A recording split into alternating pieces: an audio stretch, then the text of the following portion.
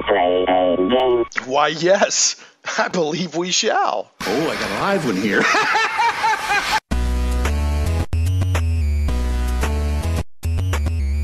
Live from Little Rock, it's Shane Plays Geek Talk, a journey into the things we love. I'm your host, Shane Stacks. Thanks so much for joining me, whether you're listening live at 1 p.m. Central on Saturday, September 30th on 96.5 FM, The Answer in the Little Rock, Central Arkansas area, or if you're listening via the online stream at HTTP, they don't need to know that, just 96.5 FM, theanswer.com. That's how you can listen live. Or if you're listening by podcast, or delayed on Krypton Radio. I'm just really, really glad you're here. I try to have a pretty wide range of topics on this show. I want it to be not just a gaming show, not just a comic show, not just whatever. I want it to be a wide range of geek topics. And along with that, occasionally I like to get into retro gaming and gaming history and computer history, which are personal interest of mine.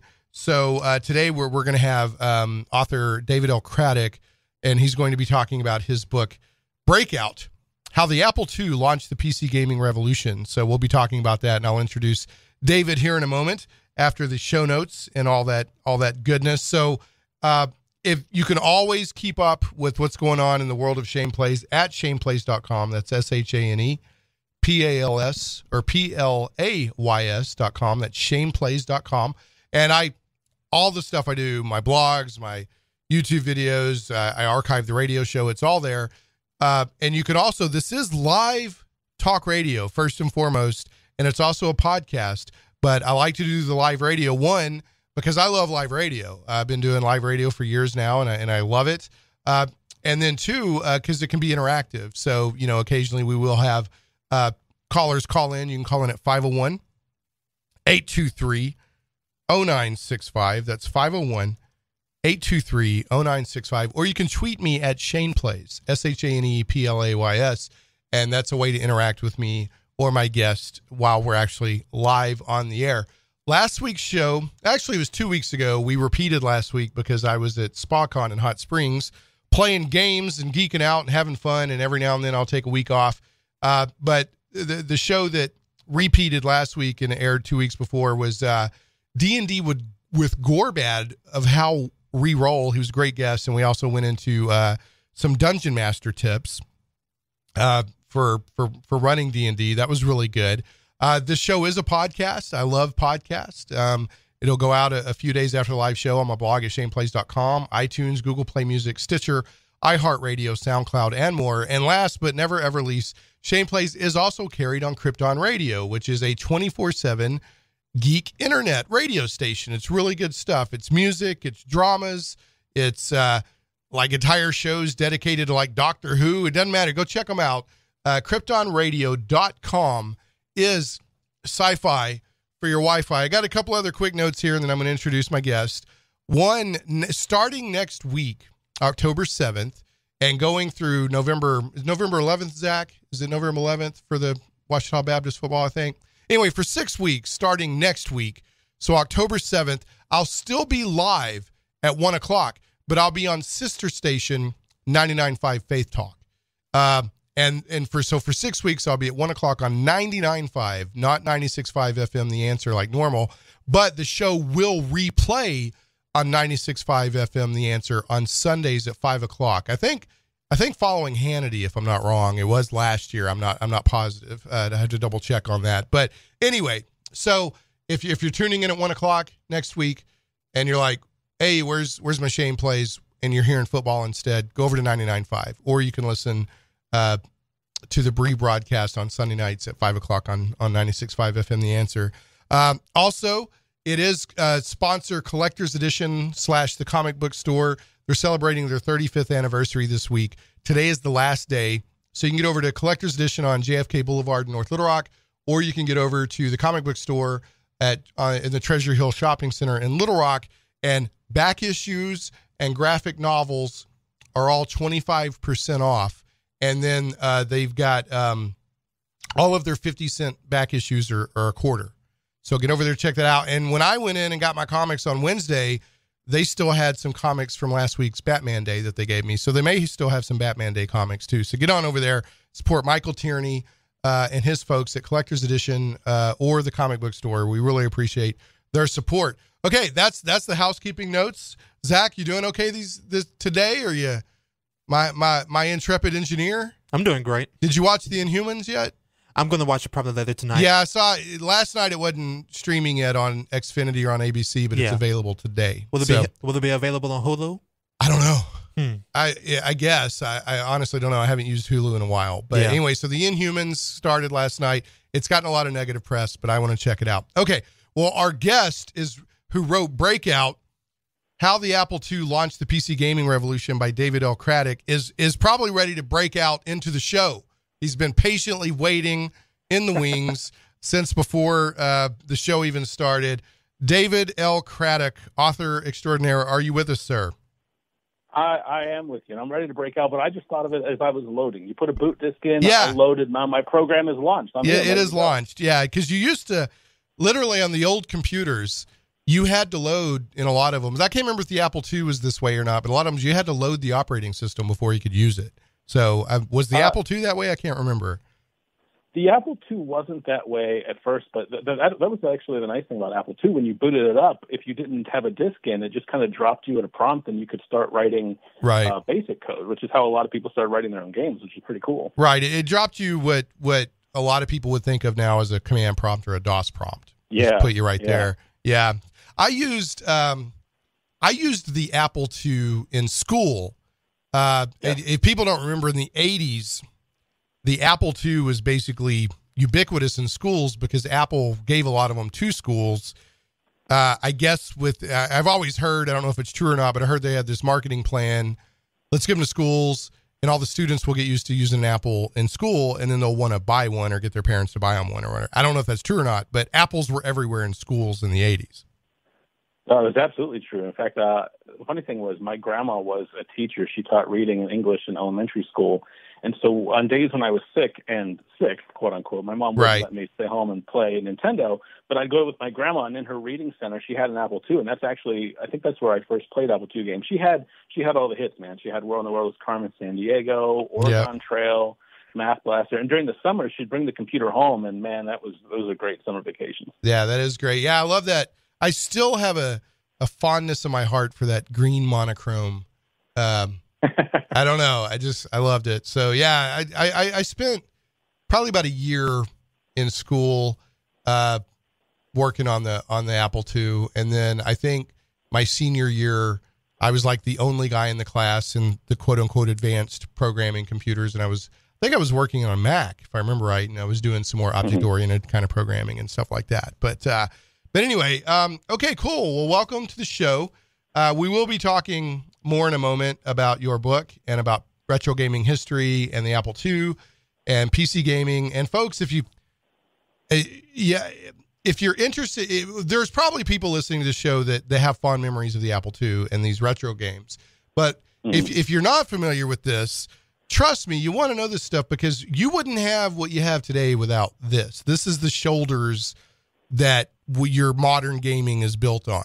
And you had like the Apple II, you had the Apples, you had the Commodores, in some cases, Atari computers were really bringing what was called back then microcomputing into the home. So, and that was a big deal because before then you literally didn't have computers just sitting in the living room or whatever. So, but before we're going to do that, David, we're going to do a quick news segment. And I actually picked up a couple of news items purposefully to give an idea of how big gaming is today. Cool. To make the point of, it's such a big part of our recreational culture today, and it wouldn't be where it is without things like the Apple II and all of the innovative things that were done on Apple II and the innovative people like Richard Garriott, working on the Apple II. Oh, yeah. So Absolutely. Okay. So Zach, turn on the super secret microphone in the newsroom and see if they're working today. There they go. Working hard on Saturday. Those guys work hard, tell you. And folks, remember, for every $1 of Patreon support the show gets, the news team gets a penny an hour raise. So it's a win-win. Everybody wins. Yeah, exactly. Yeah, it's big stuff. So, and Sal, our lead news guy, those fedoras and cigars are not cheap. So, he needs that penny. Spoiling over them. Yeah. Them over there now. Yeah, I know, right? Yeah, that penny an hour is a big deal. So, all right. Anyway, okay, so the first, and I'll try to make this quick. I've tried to continually get better about not eating into the actual interview time with the news items. So we just have two. But one is, the first one I have is Divinity Original Sin 2, which is a computer role-playing game from, I believe it's Larian Studios. Yeah, it's Larian Studios.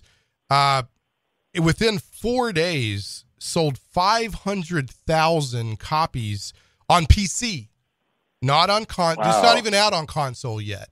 So, these people that think that PC gaming is going away, no, it's not. I mean, there's a PC in every house, pretty much. So why would you think PC gaming is going to go away? But yeah, this is a Divinity Original Sin. The first one was a big seller, and this Divinity series has done pretty well. But Divinity Original Sin 2, and this story is by way of Eurogamer.net, but just search for Divinity Original Sin 2 and you'll find this stuff. 500, that's huge. In 4 days for PC, 500,000. And what's even better, what makes me happy, David, is it's a turn-based fantasy RPG, which I don't know if you play a lot of computer RPGs or not, but, for me, that's what I like. I like the turn-based classic computer RPGs. I'm not a big fan of this real-time pause and all this stuff that they do, but this game has got... Yeah, go ahead.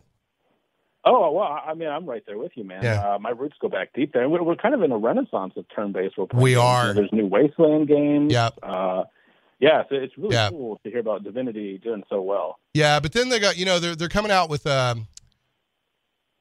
still, the real-time pause is still happening.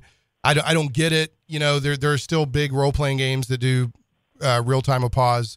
But yeah, I'm with you. The turn-based, like most of these games came out of a tabletop role-playing game background, and that methodology and that approach to combat is tactical turn-based. So that just makes me happy.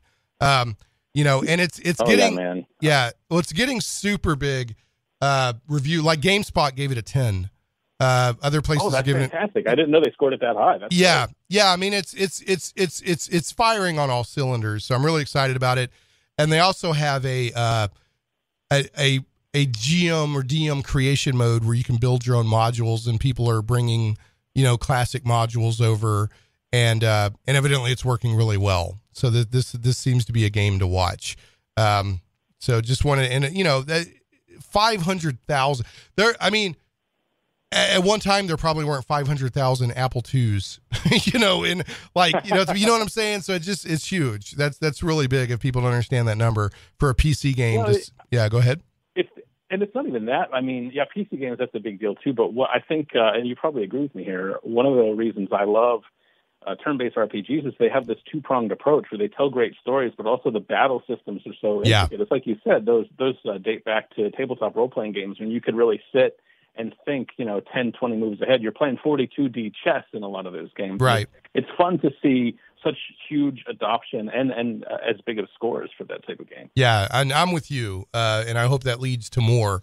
If this doesn't lead to more turn-based tactical computer RPGs, I'd be shocked, because when people see that, hey, somebody else is doing it, we can do it. And there's people that like the real-time pause, that like the Infinity Engine, Baldur's Gate type games. I think that if I remember right, Pillars of Eternity uses that approach, if I remember right. I could be wrong. And some others, Sword Coast Legends, which was based on D&D 5e, went real-time pause for some reason. But anyway, in order to make sure to give plenty of time to talk about your book, I'll move on to the next news item, and then we will talk about Breakout and Apple II gaming and its impact on awesome. Yeah. So okay, so the other thing, and this is another kind of a record-setting thing, and this is from theverge.com. If you're listening to this delayed on podcast or Krypton Radio or whatever, you can go to shaneplays.com and there'll be show notes for this. So, but here's now, David, are you familiar with this PlayerUnknown's Battlegrounds game that's out there and getting so much attention? I haven't played it yet, but it's all people are talking about, so I feel like I know it a lot through osmosis. Right. That's kind of where I'm at. It looks like a lot of fun. I just haven't had time to mess with it. But it's this massive, up to 100 people at a time. In the game, you literally, a plane flies over an island. You choose when to parachute out, and then you use what's on the island to fight each other, and it's the last man or the last team standing out of 100 people. It's very, once you hit the island, it's very kind of Hunger Games kind of fight, right? It's just, okay. Yeah. Okay. So winnowing it down from 100 to the one winner, it's set a week or two ago, the all-time player count record on Steam. Would you like to just make a stab at what that count was? It's got to be over 1 million, right? Yeah. Concurrent players? Yes. Yeah, it was previously held by Dota 2, but now it has been held by PlayerUnknown's Battlegrounds. 1 million. Now, this is concurrent, which means everybody's on playing at the same time. 1,342,857 people were playing at the same time. So, man, for anyone to topple Dota 2 and concurrent players these days, it's a huge deal. It is a bit, and this game's only been out since like April. So, and I think it's early access. Yeah, it's technically in early access. So, I mean, it's ridiculous. So, and this is the game that, and I don't follow a lot of pop culture or whatever, but some headlines I can't help seeing. This is the game that got PewDiePie in trouble. I don't know if you saw that news item where he uttered a very, very bad word. And this was the game he was playing when he uttered that incredibly bad word. So anyway, So not only is it setting records, but it's getting the biggest YouTuber in the world in trouble with his words. So, okay, well, that's the news item. If you have anything you want to comment on any of those, feel free. I'll jump in, man. I'll suggest a third news item. Yeah, go for it. I'm very excited about this. I went out yesterday morning and I actually managed to get a Super NES Classic. Oh, wow. I couldn't believe it. How did now? There's a local. In fact, I'm broadcasting out of his studio right now. This Dave Ellswick, and sometimes on Friday afternoons he'll have his geek panel, and I was in here with a couple other people, and this guy Heffy, who comes every geek panel, he's always scoring cool stuff, but he had one. And, I was looking at, he had the box and we were all looking at it. How did you get yours? You know what? It actually wasn't hard. So a little background, Super NES is my favorite console of all time. So I told myself, you know what? I'm going to go out the morning of the release and I'm going to try to get one. I refuse to go on eBay and pay like $2,000 right, or whatever people are charging. So I went out, and Nintendo had said they would do a better job of supplying stock to retailers than they did for the NES Classic last year. And it looks like that was the case. I went to my Target, and there was a line, but then about 10 minutes before the store opened, someone came out and passed tickets. I was number 13 of 35, so I had room to spare there. I just went in, got it, and walked out. It was not painful at all. Oh, good. Yeah, I know that people who pre-ordered in a lot of cases got done wrong. The pre-orders were a debacle from what I heard. Yeah. Well, not only were they a debacle and they were having to be canceled and stuff, or not, they can be fulfilled, but they did it during the hours where a lot of people were like at work and couldn't, so it's like, I don't know. It just, there was a lot of people unhappy about that. And they didn't announce those times. They just kind of appeared and then were gone. And if you happened to be at your computer, then, well, lucky you. Yeah, exactly. Yeah. So anyway, for those that got them, lucky you, good for you. I do fault Nintendo a bit for not the initial run, because initial runs, they can only produce so many in such an amount of time, and so there's limited stock. But when they go like, oh, we're just going to stop making it, you're artificially creating, a desirable, and I just don't think that's cool. If your customers want it, and it's causing that much heartburn, just keep making them until demand is satisfied. But that's just my opinion. I don't have it. Nintendo's so bizarre, man. Yeah. I can never understand it. They said that about the NES Classic. They stopped production, but then they said within the last month, they said, we'll bring it back in 2018. So I anticipate debacle round 2 for that thing. Yeah. All right. Well, I need to get us to a break so I can pay the bills, but I do want to introduce, before we do that, We're going to be talking about your book, Breakout, How the Apple II Launched the PC Gaming Revolution. Give us a quick tease for about a minute or so of what this book is about, and then we'll cut to a break and come back and go deeper. Well, my thesis, if you will, my platform for this book was that all the greatest games of today, from Super Mario Maker to first-person shooters to role-playing games, turn-based otherwise, owe their roots to the Apple II. A lot of these genres started in the Apple II. People like Richard Garriott, creator of Ultima, the three student teachers who created Oregon Trail, dating back to the Apple II, they made these games that kind of paved a path for games today. So the book is a narrative style account, which means it reads like a novel of the story of the making of over 24 of these games, featuring my interviews with the creators, people like Jordan Mechner, Prince of Persia, Richard Garriott for Ultima and the Calabeth. Right. Yeah, in fact, I was reading your excerpt from the book where he considers Alcalabeth Ultima Zero. So that's, so he's like, there's a pure lineage from my very first D&D numeral 1 code all the way up through the Ultima. And there's some excerpts out there that people can find on Polygon that I highly recommend. They give you a really good idea of both the quality of the writing, but also what you can find in this book. So, okay, folks, when we come back on Shane Plays Geek Talk, we will be talking with David L. Craddock, who is the author of he writes other books, but what we're talking about today is Breakout, How the Apple II Launched the PC Gaming Revolution. We will be back after this short break on Shane Plays.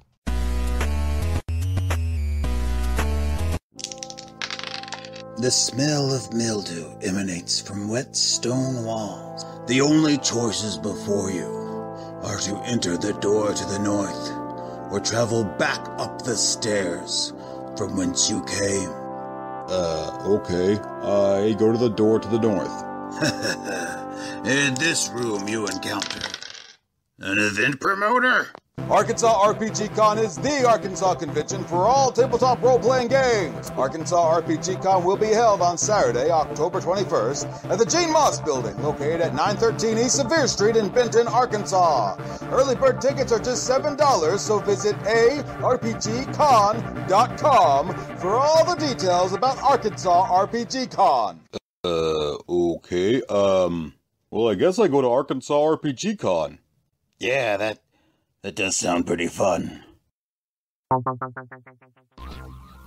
Comic book lovers, visit thewildstars.com today. From the mind of author and comic book industry expert Michael Tierney, it's not just a comic book, it's a comic book novel. The Wild Stars is sci-fi and so much more. Learn the explanations behind UFOs and space gods. This isn't the Twilight Zone. This is the region of the Milky Way galaxy known as the Wild Stars. We guarantee you've never read anything like it.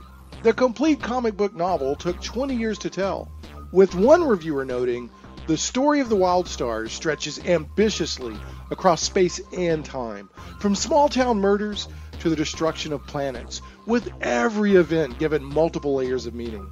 If you haven't read The Wild Stars, you're missing out. Visit thewildstars.com today. The die is cast. Plunge into worlds of fantastic adventure where dragons lie and the undead stalk the shades of your mind's imagines. Where creatures of legend plunder wealth through the horror of their passage. Monsters grim and foul hold the ecstasy of gold and the renown of glory. All this and more awaits you and your friends in the unlimited, fantastic world of the Castles and Crusades role-playing game from Trollord Games. Visit your friendly local game store or Trollord.com to get your copy today. A rules-light, adaptable game that has stood the test of time. 12 years in constant publication with no new additions. Castles and Crusades is the original, easy-to-play attribute check system. Join us and unleash your imagination. Visit your friendly local game store or Trollord.com to get your copy of Castles and Crusades today. Shane Plays Radio is blessed to have sponsors, and we appreciate them very much. However, did you know that you can also support the show as an individual for as little as $1 an episode? Simply go to patreon.com/Shane Plays. Welcome back to Shane Plays Geek Talk, a journey into the things we love. I'm your host, Shane Stacks, and I'm joined by author David L. Craddock, who wrote recently, among many other things, Breakout, How the Apple II Launched the PC Gaming Revolution. And what David teased us with before the break was, his thesis, the case he wants to make with this book, is that a lot of the gaming we have today owes a debt of history, if you will, to the Apple II. And, I can attest for the fact, I never owned one. I was a Commodore guy. But I can attest for the fact that when personal computers really started showing up in schools and homes, Apple IIs were everywhere, and a lot of the original game programmers did use Apples, including Richard Garriott, Lord British himself. So David, why don't you tell us a little bit about who you are, what you do, and then, kind of tell us about what people can find in this book, which, if I'm not mistaken, just streeted yesterday, right? I mean, this book is just now available. Yes. Yeah, as of the 29th. Available. Yeah. Right. It's in hardcover. You can get it on Amazon. It's probably where a lot of people buy the books, but it's also in bookstores. So a little bit about me. I'm a writer by trade, which means I happen to be able to pay my bills doing this, which is nice. I've been doing it for about 14 years, writing a lot about video game development and culture. I've written some novels. I have a book called Heritage, which is a young adult novel, epic fantasy that came out in 2014, a sequel sometime next year. But really, books like Breakout have kind of become my thing. What I love to do is I love to talk to people who made my favorite games, purely self-interest here, Shane. Sure. I love to talk to people who made my favorite games and just tell their stories in a narrative style, which means when you sit down to read these books, it doesn't read like a textbook. It really reads like a novel, and so it's a lot of fun to read. I get into game design and culture, but these are also stories about people. So tech and games, a lot of that stuff is sort of the stage on which these people kind of I help them act out the dramatic narratives of their lives. And Breakout is an idea that I had kicking around for a while. I grew up playing Apple II games, like we talked about earlier. And so I thought, I'd really like to write a book about the making of some of my favorite games, like Oregon Trail, World of World is Carmen Sandiego, Prince of Persia.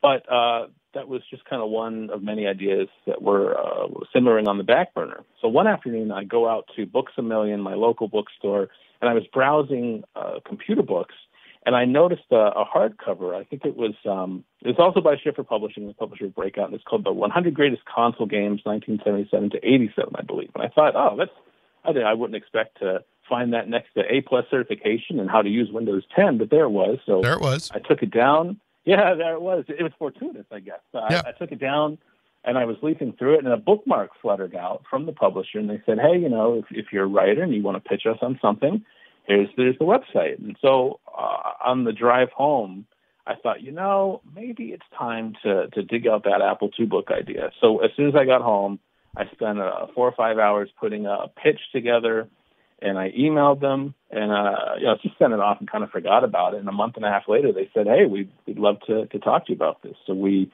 hashed out numbers and got a release schedule, and that was May of 2015. So that kicked off about 6 months of pretty intensive interviews and transcribing and outlining. And about 1 year later, last summer, I turned in, I think it was the fourth or fifth copy draft, and finally just yesterday, September 29th, the book finally came out. Well, good. Well, I hope it does well for you. I mean, there's definitely people like me out there that love that kind of stuff. Absolutely Right. love it. One, because it's interesting from a history perspective, but two, it's scratching that nostalgia itch. And it's really interesting to me a lot of times to get the story behind a gaming moment, that you maybe have assumed it came about one way, and then you find out it came about a completely different way, almost by accident or something, where you assume that they agree. they knew exactly what they were doing. No, it just, it was a happy accident. And, one of the, I don't know if you tell this story in your book or not, but one of the stories that I like about Ultima was I played Ultima 1. In fact, I probably played it on an Apple II over at a friend's house, like over a weekend. I played it in like a day or two, if I remember right. I just got really absorbed into it. And there's one scene where you just go into space and it turns into like a space shooter, and you're like, what? And that always stuck with me. And I'm like, what in the world? Where did that come from? And so I just assumed they were, just trying to be groundbreaking, and it turns out, I read in an interview somewhere that they just had this code laying around, and they needed to use it somewhere. And I guess they wanted to add a little bit of more gameplay to Ultima 1, so they just kind of stuck it in there, and all these years, I just thought it was this, groundbreaking avant-garde, kind of, but anyway, it's that kind of thing that I love to read. And, I think I was reading the excerpt about Lord British and, Richard Garriott from your book on Polygon. And, I think that's I'm sure the story's out there. It's no secret, but that's the first time I ever read how he actually got the name Lord British, where he isn't that a cool story? Yeah, it's a great story, and people need to read the book to find out, or go to the excerpt on Polygon. It's a good story. And that necklace that he wears around his neck, I didn't know that where that came from, and now I do. So. Right. It's funny. He and I did talk about the fact that Ultima 1 all of a sudden kind of pulls the rug out from under you, and 1 minute you're hiking through mountains and doing epic fantasy things. The next minute you're doing in space doing Star Wars things. And he said he kind of self-corrected that as the series went on, because he said, at first I wasn't thinking about building a brand or a franchise. Right. I was just like, because his dad, Owen Garriott, is a famous astronaut. Yeah. He grew up astronauts were his neighbor. When his dad would go to space, he and his family would be at home, and they'd get the squawk radio so they could hear broadcasts from the stars of how his dad and the crew were doing. And so he said, when I wrote Ultima, I loved fantasy, I loved D&D, but I was also, I grew up a NASA kid, and so I thought, I'll go to space. He wasn't really thinking about continuity. He just wanted to make a fun game and throw things into the pot, Yeah, that was, that's the kind of stuff that I love, and you could get away with that a lot more back then. Because the game, hey, this is fun, and now people are like, they want these deep, rich storytelling narratives and all this stuff, and so I'm not sure you could get away with that in a AAA game these days or whatever. Yeah, and not just that, but the teams are so big, and if you have an idea in the AAA game where you're one of like 200 or 300 people, you have to get it vetted by producers, and have to go through all these hoops. And back then you could just say, well, I'm the only one waking. I'm the programmer, I'm the artist, I'm the writer. I'm going to just do this. I'm going to just do this in there. Let me give people an idea. Here's some excerpts that you can find. Is it all just on Polygon? No, there's some other places. Polygon? Yeah. There's Kotaku, US Gamer as well. Yeah, a couple. Okay, so here's some examples of some excerpts that David sent me from the book. One was how Richard Garriott got started in games, and that's the one we've just been discussing. The making of the Oregon Trail, dysentery, your computer, and you. Actually, I added that, the dysentery, your computer, and you. But I like that. I love that title. That was the first game I'm aware of where you could get dysentery. So the making of Carmen Sandiego, and people need to understand, at a certain time, Carmen Sandiego was probably more ubiquitous than Mario. I mean, Carmen Sandiego was flipping everywhere, especially in the West. The familiar origins of Ultima 3, and then how Richard Garriott got players to start thinking about the choices they make. And I'm assuming, I haven't read that one yet, but I'm assuming you're talking about Ultima 4, where he so that's where that sort of morality-based character creation, which was incredibly revolutionary and innovative at that time. So. Yes, that's a great story. If you don't mind, I'll tell it. I think. Go ahead. Yeah, we got time. Yeah, we'll have to get to another break at some point, but we got time. Go for it. Awesome. So, by the time Ultima 4 came around, Richard Garriott was a household name. Ultima was selling well. Origin Systems, his company, was up and running. And Ultima 4 is about when he started really kind of sanding off the rough edges of Ultima. He wanted to think about continuity and world building. And so he instituted these morality-based systems. And he would get a lot of fan mail, good and bad, and from people saying, man, I kind of hate that I was a thief and I killed the shopkeeper, and I hate that you made me feel bad for doing this. And Richard said, well, what if I build a whole game around that? And that was kind of the precept for Ultima 4, the concept. But then later, as the game was almost finished, his brother came to him in a fury and said, we have a quality assurance guy, game tester, ready to quit because you want him to kill children near the end of the game. And Richard said, what are you talking about? So they go to the guy, and the guy says, yeah, I got to one of the final dungeons, and the only way I can progress is killing these children. And Richard said, well, actually, okay, so that I got you there. That's one of the tests. They're not actually kids. They're monsters in disguise. So if you kill them, it's okay. But the idea of it, that users would play this, potentially millions of people, and think that they have to slaughter kids to win the game, kind of split the family. The only way Richard and his brother could resolve this was to call their parents, and their parents actually took sides, and Richard, Lord British, put his foot down and said, look, this either stays in the game or I scrap it, and you can't say no to Lord British. So it came out, and sure enough, it was this big hit. Well, and that, another thing that's very interesting about Richard Garriott is that he and his family were especially close, not just personally, but in business ventures. They would all pitch in and work together. His mom had some, and so they had this really strong family bond that, it was just heartwarming when I read it. I was like, how amazing would that be? But, and if people are like, well, what's the big deal? Okay, I'm going to paint a picture for you. What year did Ultima 4 come out? What year was that? 80? Oh, geez.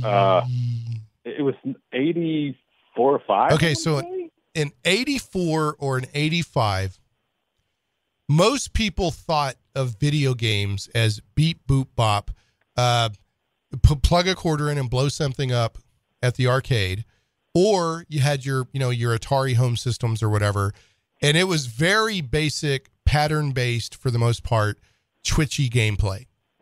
Can I blow this up? And you had very, I love some of those games, but the character or the story part of it was incredibly secondary. In fact, most people don't care. Just like, what do I blow up? And does it look cool? And does it go beep, bop, boop in a way that I like? And it's very blocky graphics and this and that. So at that time in history, to suddenly have a game that creates emotional responses and investment into the game is extraordinary, genius, really. Nobody else was doing it. So that, so for somebody to come and say, I just can't keep playing this game because I can't kill these children in the, I always say this word wrong, zeitgeist, whatever, the spirit of the times, the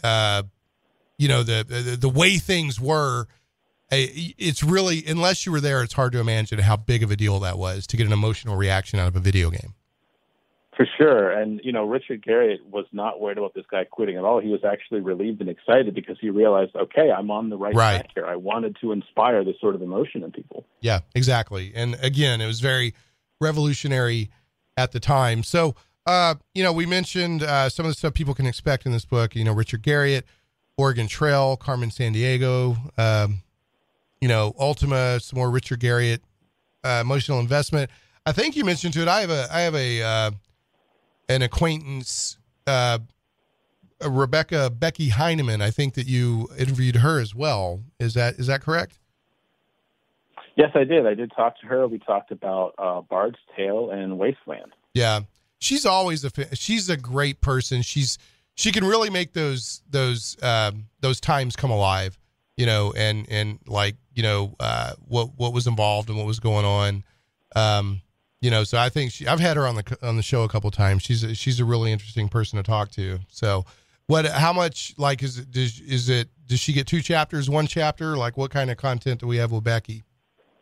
Well, she's definitely a focal point of one chapter in particular, which is, I believe, chapter 13 on Bard's Tale. And I would have focused on her more because, of course, she was the lead designer on Bard's Tale 3 and several other games for the Apple II. But I really wanted to talk to her about the beginning of Bard's Tale because that was what I really loved about Bard's Tale was it took a class like the Bard, which you really didn't see represented in video games a lot around that time. It's kind of like you say, you're either, you're casting spells or swinging swords at dragons. And she had a lot of great stories about Bard's Tale in the early days of Interplay that were so interesting here. She's a great interview. I could talk to her for days. Yeah, she's a lot of fun to talk to.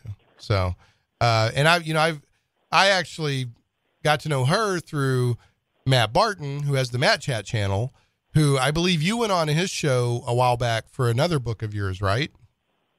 Yes, Matt was kind enough to bring me on to talk about Stay Well and Listen, Book 1, which is the start of my trilogy on the history of Blizzard and the Diablo games. Oh, excellent. Yeah. So, and Matt, of course, is who introduced us. So Matt's a great guy, too. I love his Matt Chat show. He's great. I've read a lot of his books, and Matt Chat is a weekly show for me. I look forward to it the way some people look forward to Game of Thrones. Yeah, I don't miss Matt. And actually, I've announced this before. It's no secret, but I haven't really promoted it a lot yet. I'm actually co-authoring Dungeons and Desktop second edition with Matt. Fantastic. Yeah, I want to read that. Yeah, we're there's going to be a lot of, we're going to update the content, of course, to reflect basically the Kickstarter age and this sort of renaissance of computer RPGs that you mentioned earlier in the show. Update screenshots, correct errors. And it's going to be it's not just going to be the first edition with some different screenshots and corrected errors. I mean, it's going to be much expanded. So we're really looking forward to it. So awesome. Yeah, really looking forward to that. So here's what I want to do. I want to get us to another break. When we come back, I want to hear some of your personal favorite Apple II games and why they're your personal favorites. How does that sound to you? I can do that, man. Okay. Got them for days. Okay. Well, I'm going to get us to a break. And when we come back, we will do that. Also, folks, Val Emmons is in the house. So don't forget the Val Emmons show immediately following Shane Plays at 2:00. So it starts off with a punk song. What else do you want? She doesn't even mess around when it comes to politics, folks. So make sure to stick around for the Val Emmons show. Okay. We'll throw some love at a sponsor, and then we'll cut to a break. And when we come back, we'll be talking with David L. Craddock, the author of Breakout, how the Apple II launched the PC gaming revolution, and he's going to tell us some of his favorite Apple II games and why he likes them so much. So, but before that, some goblins are your friends. Game Goblins is Central Arkansas's premier retailer of Magic the Gathering, Warhammer 40K, board games, card games, RPGs, miniatures, and hobby accessories. Call Game Goblins at 501-224-GAME or visit them online at gamegoblins.com. That's 501-224-GAME or gamegoblins.com. Conveniently located at 1121 South Bowman, right on the corner of Bowman and Canis in West Little Rock, and staffed by friendly employees, Game Goblins has expanded their store size, and there's plenty of room for exciting inventory and tables for play space. You'll like that space because Game Goblins has gaming events every day of the week. For all of your gaming needs, I heartily recommend Game Goblins. Make sure to check out their customer loyalty program that rewards you based on your actual purchases. Game Goblins earns your business and keeps it. First-time customers, mention Shane Plays and receive $10 off your purchase of $50 or more. Tell them Shane Plays sent you. Welcome back to Shane Plays Geek Talk, a journey into the things we love. I'm your host, Shane Stacks. I'm joined by author David Craddock, David L. Craddock, who writes fiction and cool books on like Blizzard and Apple IIs and retro gamings and cool stuff like that. So he's all over the place. He's a veritable smorgasbord of types of books. How do you like that there, David? So I love it. Yeah, the book we're talking about today is Breakout, how the Apple II launched the PC gaming revolution, which is available as of yesterday, September 29th. So you can go to Amazon, etc. Go to your local bookstore or whatever and get your copy. So, folks, I want to remind people this is live radio. You can call in if you want, 501-823-0965, or you could tweet me at Shane Plays, and I'll be happy to take your call or your comments or et cetera. But what we decided right before the break, we're going to put David on the spot and ask him what his favorite Apple II games are and why. And we've got roughly around 10 minutes, David. So radio always goes pretty quick, but go ahead and let her rip and tell us your favorite games and why. So probably I've thought a lot about this during the break. I was racking my brain, but I always come back to two: the Oregon Trail and Where in the World is Carmen Sandiego. There's a lot of nostalgia there. This book is full of nostalgia, of course, but the reason I love those games is because when I was a kid, I didn't really think of playing those games as learning. No kid is going to be like, okay, who wants to sit down and play a game and learn? That's you're not going to get an enthusiastic response. But when I played Where in the World is Carmen Sandiego, so for those who don't know, Roadrunner actually packaged World Almanac with each copy of Warner Bros. Carmen Sandiego. And what was cool about that is 8-year-old me and my mom, and would help me a lot if there were words I didn't know. But as I was tracking down Carmen and her vile henchmen, I would, you use the almanac to kind of cross-reference clues, figure out where to go next. I felt like a detective. That was so cool. I probably learned more in that game than I did for any social studies class until I got into college. And Oregon Trail is kind of the same way. Chapter 2 deals with Oregon Trail, and that might be my favorite chapter in the book because it was so ad hoc. The story goes that there were these 3 substitute teachers led by, his name was Don Rawich, and he was teaching history in an inner city school. And the kids were kind of rowdy, and so when Christmas approached, and his teacher said, well, you're in charge of the next unit, and it's on the Oregon Trail. And driving home one day, Don was racking his brain just thinking, how am I going to keep I think of Cartman on South Park. How do I reach these kids? How could he keep their attention and engage them? And he thought, well, you know what, I'll make a board game. So he went and he got butcher paper, and he opened his textbook, and he was drawing squiggly lines. And he's like, all right, this will be great. I'll weave in some history. They can take turns. And then his two roommates come home. And they were teaching mathematics and had experience using computers, mainframes. And they said, the board game thing is cool, but why don't you let us program a game for you? And Don said, well, if we do that, it's going to be a time crunch because I have to teach this in 2 weeks. So what they did, as soon as Monday came, they would go to they taught at different schools. And as soon as the schools let out, the two of them, his 2 roommates, would go into the janitorial closet where the terminal was kept, and they'd just start coding. When the weekend rolled around, they would actually sneak. They'd bring terminals home so they could dial in the mainframes, and they just kept writing code. And what was interesting was, because it was on a mainframe, it was all text-based. So, everyone who played Oregon Trail on the Apple II loves hunting. That was so much fun, actually getting to shoot the bison and the deer and so forth. Careful, David. You just triggered somebody out there. We got to be careful. I know. Got to be careful. I'm so sorry. Yeah, when we're eating those bison, when we're eating those bison burgers, we can't think about where the meat came from. Anyway, go ahead. I love bison burgers, but anyway, this is for hunting and gathering. You had to feed your family on the trail, Shane. So this is important. This is okay. It wasn't. Yeah, you had to feed your family. This was the grocery store of the day. You took your rifle out into the woods or the plains or whatever. Yeah, go ahead. Exactly. So they were thinking, well, how can we make hunting fun? We don't have graphics, and so they'd have the word "bang" appear on the screen, and you had to type it as quickly as you could. And the faster and more accurately you typed it, the greater your odds of shooting the animal and being able to eat that night. Sneaky teachers. They took the terminal into the classroom, and the kids just thought it was amazing. I mean, they'd never, this wasn't like today where kids were like, oh, video game, cool, whatever, I have those. Right. Kids they'd never played a game on a computer before. Most of them had never seen a computer before. Mm-hmm. So that kind of translated into when Don Rachi eventually worked for the MECC, which was a huge forerunner in bringing computers to the classroom. Like we discussed, Steve Jobs and Steve Wozniak over at Apple pursued them pretty hard, got their catalog passed around schools with the Apple IIs. And Don said, well, I have this game Oregon Trail I wrote back in college. And so he dug out the code and he handed it off to the team, and they created the Apple II version, which is probably the most well-known version. Right. And so I have just a lot of memories of playing that game.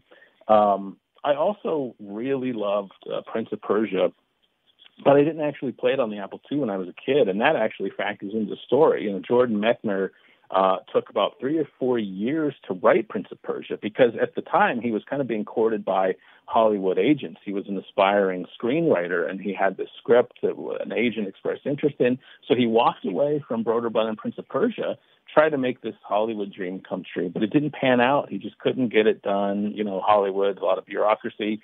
And so when he came back to Prince of Persia in like 87, 88, a lot of consumers had moved on from the Apple II. It came out in 89, and I think over the first half a year, it sold maybe 7,000 copies. It was dead in the water. And that happens a lot. That happens a lot in the computer industry, especially back then. It was a moving target on what platform, to put your game on. For sure. Because, it's funny. I've thought a lot about this, but nowadays when we think of a console like the Nintendo Switch, it's all the rage right now. But in 5 or 6 years, nobody will care about it. They'll need to move on. Computers aren't like that now. You have a computer, you can keep it going for 10 years. You just upgrade the parts. But back then, it's a fairly stable platform, relatively. Yeah, it was. Yeah, like you could only upgrade the memory so much. The fact that you could do it at all was huge, and was one reason the Apple II outsold its competitors. But the fact remained that eventually Apple II was old hat, and people wanted a Macintosh or Commodore 64. So what happened was Doug Carlson, the co-founder of Broderbund, said, you know what? I believe in Jordan. I believe in Prince of Persia. They licensed it out to a Japanese company. A Japanese company made it for one of their computers. I think it was a Sony 68000. I don't have my notes in front of me, but they took the levels, but they rebuilt the graphics, so they were much flashier. And Broderbund used that for the Mac version. And once the Mac version came out, Prince of Persia suddenly just exploded. It was huge, and people went back and played on Apple II. And if you look at that game, I actually ran Prince of Persia on an Apple II emulator. My Apple II GS is dead, unfortunately, died years ago. But I couldn't believe how fluid and sharp that game looked for an Apple II game. It just kind of goes to show you, consoles, some of the best games come out near the end of the console's life cycle when developers really learn the hardware. Yeah, they've learned the ins and the outs of, because a lot of the classic games in the old systems, the developers literally had to trick the hardware into doing stuff that it wasn't originally designed to do. Oh yeah. Well, I hate to do this, David. It's been a great conversation. I got to start drawing us to a close here. I think your topic is fascinating. Please stay in touch with, other similar books that you may be writing. And I'm glad that Matt Barton put us in touch. But I did want to remind people, we're talking about Breakout, how the Apple II launched the PC gaming revolution, which this book, makes the case that, if you love computer games now, you owe a debt to the Apple II and the programmers who picked it up. I'll read a really quick, I'll read the blurb on it, and then I've got to tell you the bad joke of the week, David. So we have to do that. So it says, around the world, millions of people hijack cars in Grand Theft Auto, roleplay fantastical heroes in World of WarCraft, and crush candy on phones as small as wallets, yet nearly as powerful as desktop computers. Long before video games became a multi-billion-dollar industry, a small group of hackers created the Apple II, a PC that contained less memory than the average size of a Microsoft Word document, and turned heads by outputting graphics and color. So the Apple II had, I thought they had, the one I used in school had a monochrome monitor. Maybe I'm getting confused. But anyway, some users tapped its resources to design productivity software. Others devised some of the most influential games of all time. From the perils alongside the Oregon Trail and the exploits of Carmen Sandiego to the shadowy dungeons of Wizardry and Prince of Persia, Persia's trap-filled labyrinth, Breakout recounts the making of some of the Apple II's most iconic games, illustrates how they've informed the games we play today, and tells the stories of the pioneers who made them. And folks, go to Amazon or whatever, or your local bookstore and pick that up. David, thanks so much for coming on. I've got to tell you the bad joke of the week, and I am not responsible for any psychological damage or therapy that may result. So here we go. Okay, I'm ready. Are you ready? Why did the stadium get hot after the game? I don't know. All the fans left. Yeah, that bad joke was brought to you in honor of sports ball season starting again. David, thanks for being on the show. Have a great one, and I hope that your book is a big success. And we'll catch you folks next time on Shane Plays. Remember, we'll be on 99.5 next week, not 96.5. At the root of Apple's success lies the world's first personal computer. The Apple II, small, inexpensive, simple to use. The first computer an individual could take out of the box, plug in, and run. Bringing computing down to a personal level.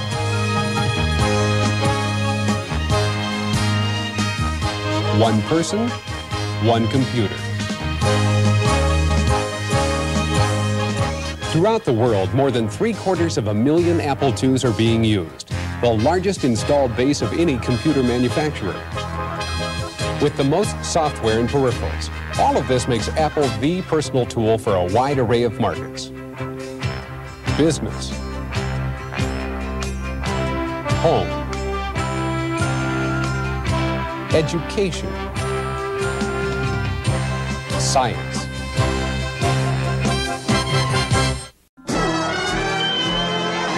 Shane Plays Radio is blessed to have sponsors, and we appreciate them very much. However, did you know that you can also support the show as an individual for as little as $1 an episode? Simply go to patreon.com/ShanePlays.